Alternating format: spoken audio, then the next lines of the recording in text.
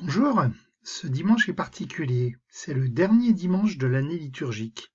C'est aussi une fête. Nous fêtons le Christ roi, pour prendre l'expression plus brève. Pendant la messe, nous allons entendre un bref passage du deuxième livre de Samuel. Les deux livres de Samuel racontent certes les actes du prophète Samuel, mais surtout la vie et le règne du roi David, le premier vrai roi du peuple d'Israël. Il va falloir bien des épisodes pour que David soit reconnu comme roi. C'est ce que nous allons entendre au final. Écoute. En ces jours-là, toutes les tribus d'Israël vinrent trouver David à Hébron et lui dire « Vois, nous sommes de tes os et de ta chair.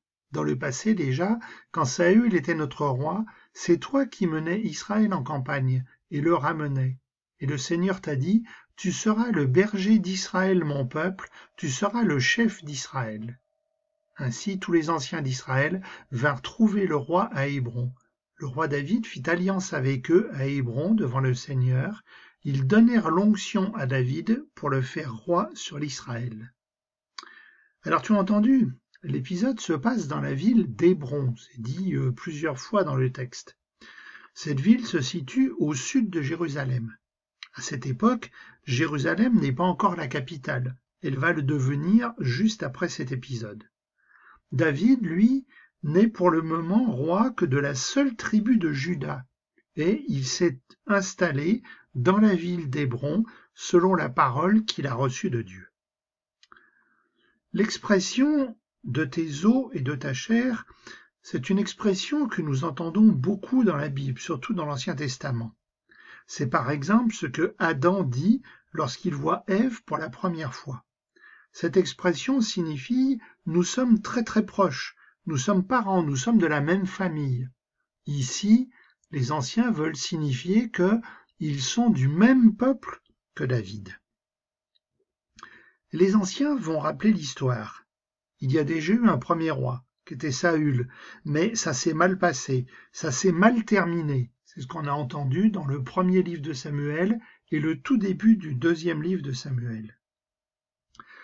Il rappelle également que pendant ce règne de Saül, David a été son chef des armées, qu'il a eu de grands succès. David a été un très grand chef de guerre.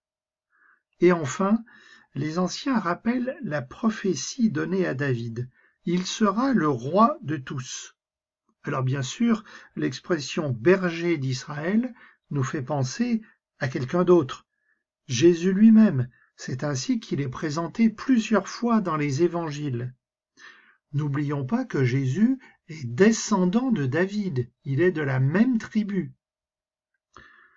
Pour sacrer David, roi de tous les peuples, il reçoit l'onction, c'est-à-dire l'huile parfumée qui est solennellement versée sur la tête. En fait, David a déjà reçu une onction, de la main même de Samuel.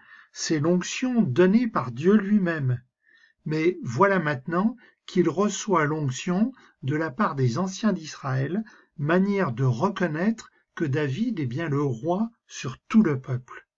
Alors bien sûr, dans cette page où nous entendons l'onction de David, nous entendons bien évidemment l'onction de Jésus lui-même comme Messie. Jésus, je sais que tu es roi de l'univers. Tout ce qui a été fait a été créé pour toi. Je renouvelle mes promesses du baptême en renonçant au mal, et je promets de vivre comme ton disciple. Je t'offre mes petites actions de tous les jours pour que tous les cœurs te reconnaissent et qu'ainsi ta paix s'établisse sur toute la terre. Amen.